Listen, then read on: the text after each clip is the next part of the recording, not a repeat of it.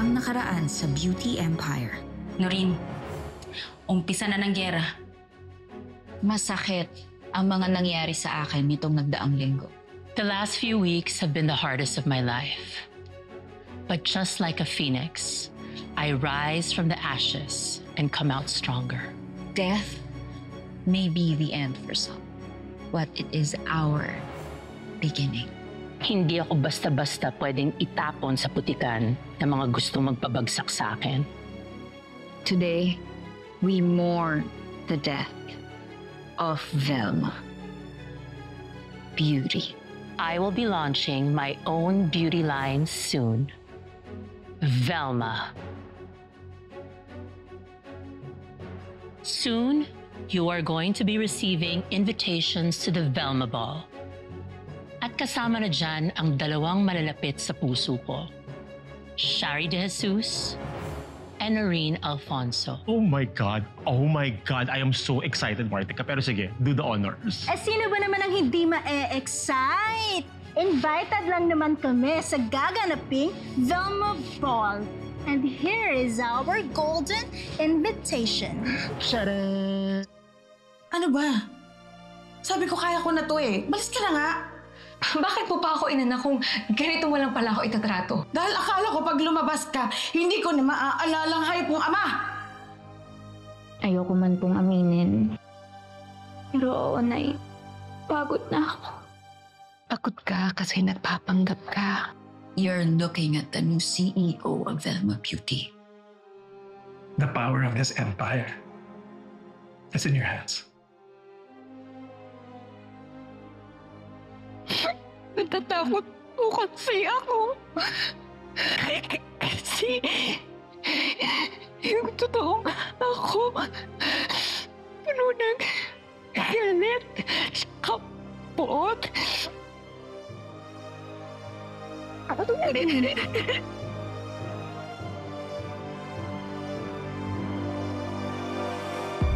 got me so frustrated, thinking I can't make it. All the efforts that I put out, my ideas just get shut down. It's a shame dahil mananagot kayo. Ganda-ganda tuwing oras ng pambagan, ang mundo ko'y kagandahan, baby.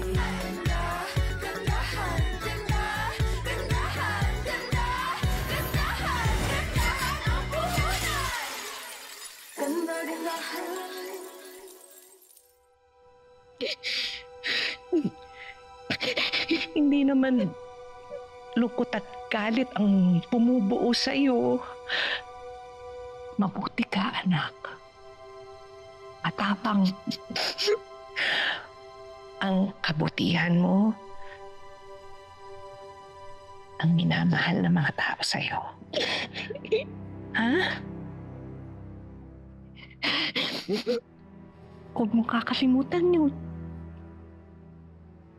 Anak?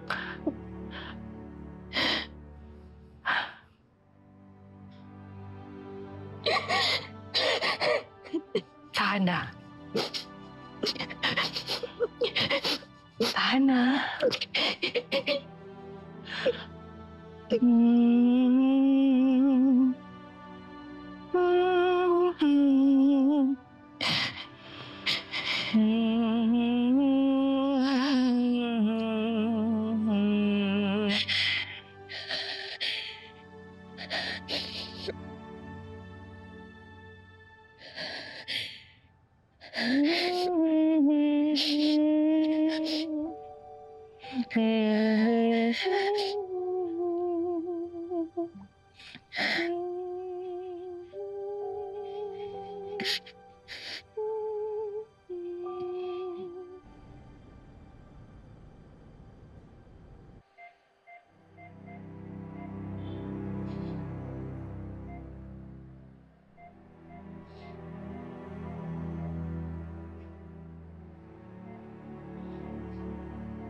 Mapapatawad mo ba ako?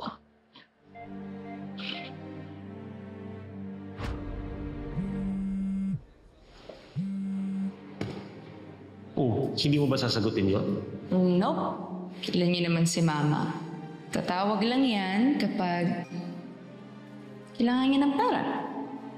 Hindi ta rin niya tinatanong kung saan ka nakatira and may dalaw man lang? No?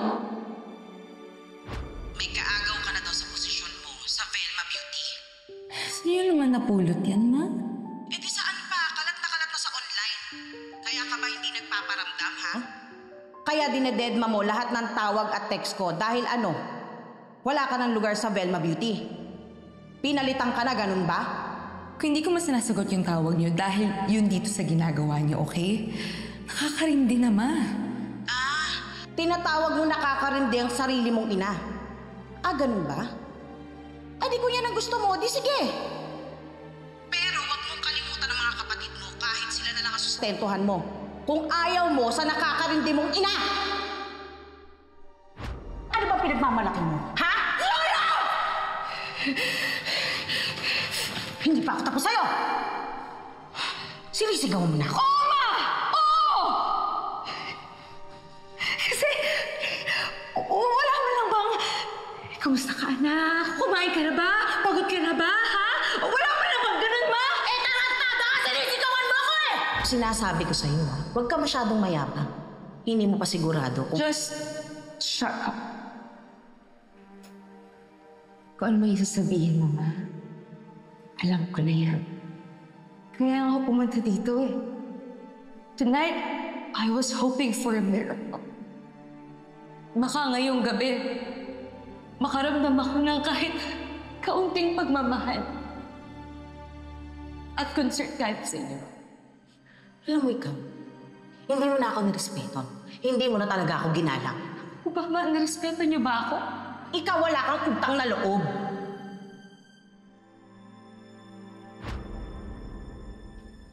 Ay, hindi na.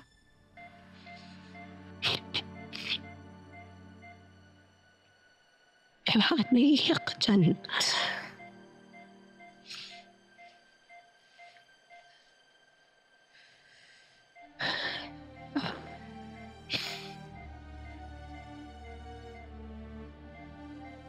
What?